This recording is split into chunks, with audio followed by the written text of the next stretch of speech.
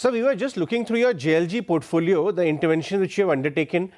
Can you tell your shareholders what happened this quarter, and is it more of a one-off sort, or is there a risk of recurrence as well going forward?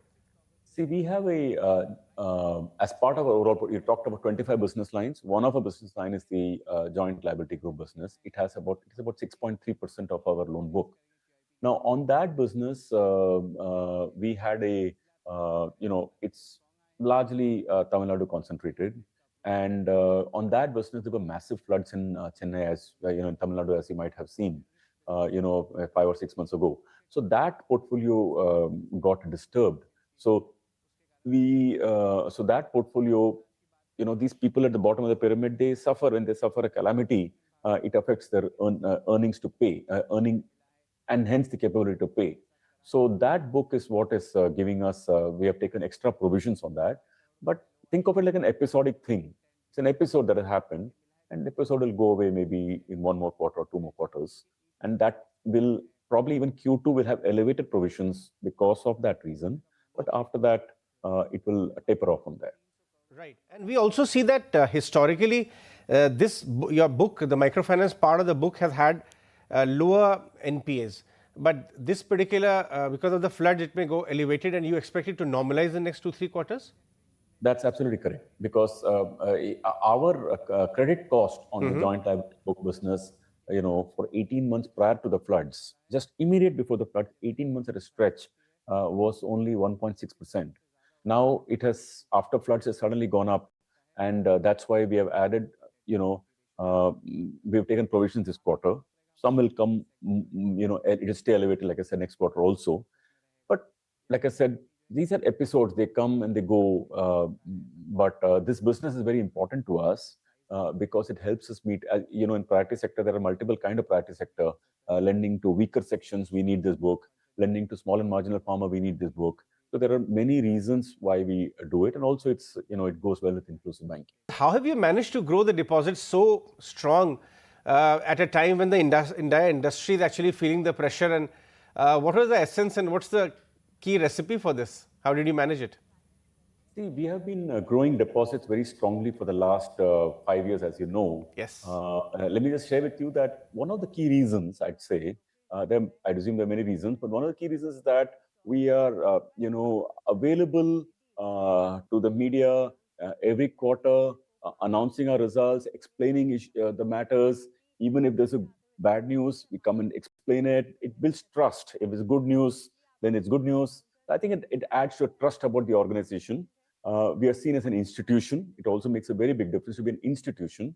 And of course, many other factors as well. Okay. So, sir, tell us, before I go a little more in details, when you say that IDFC First Bank 1.0, December 18 to March 24, and March 24 onward, the IDFC Bank 2.0 is starting off. How are the foundations coming in place for this institution, as you're saying, which you're building? See, the foundation for 2.0 actually has been laid in 1.0.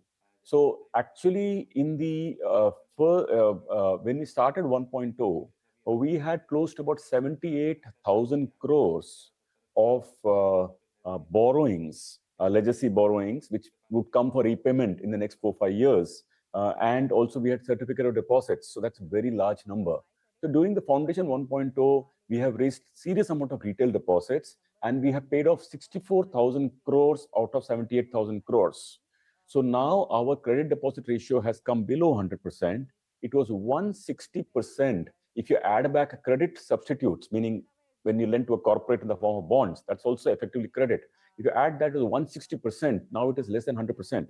So basically, we have built a very strong foundation in terms of retail deposit, branches network, etc. So when you look ahead on this foundation of a good brand, good corporate governance institution, good image, and good fundamentals of a credit deposit ratio, now for 2.0, we think that the deposits in 5 years should be 6 lakh crores, which is currently 2 lakh crores. And in 3 years itself, we expect that there should be about this 2 lakh crores of deposits should go to about 4 lakh crores. Excellent. So let's spend a little more time on your liability picture. Not only your deposits have grown very well, but we are also talking about a diversified, liability mix. And can you talk to us a little more about it? How have you 80% is retail right now? Yes, it was 23% retail 5 years ago. Now it is 80%. We see this as a very positive thing because retail customers get used to are more sticky. They are used to internet ID, passwords, relationship, branch service, etc. So that's a really good development, and we want to continue to grow our retail deposit franchise. It gives stability to a bank. We feel now, frankly, at 80%, we feel very stable. Let's talk about the loan book growth which we are seeing, and also again the basket of loan book which you have. I can see 25 business lines, and none of the business line actually having over 12% exposure. Can you talk to us a little more? What kind of stability does this bring, and also the growth which we are witnessing on an aggregate basis? Basically, our concern was that if a portfolio is very dependent on infrastructure financing or corporate financing, if it's just loaded on one, then any one item can move the profitability very much. So now it's 25 business lines. We've launched many in the last 4 or 5 years. Recently, also we launched gold loans. We launched tractor loans. We launched wealth management. We launched on the asset side. On the asset side, let me stick to assets. So gold loans, tractor loans, education loans, and a large number of products. So basically, this just diversifies the book and brings multiple streams of revenue to the bank. Right. Yes, infrastructure project finances is reduced from almost 19.5% to 1.3%. That's interesting. Sir, when we are talking about loan book growth, I want to go back a little bit, 2-3 quarters back. As a proactive measure, you had kind of sobered down the guidance on the growth front. How is that panning out? I mean, would you continue to stick on that loan book growth, which you had guided for slightly on the lower side, to make more stable, become much more sure-footed overall in the environment? No, frankly, we were sure-footed even at 25%. But really what happened was that for the first 3 years, we did not grow the loan book at all, practically very low, like 5 or 6%. That was because at that time we had a big credit deposit ratio problem. So we did not want to grow the loan book.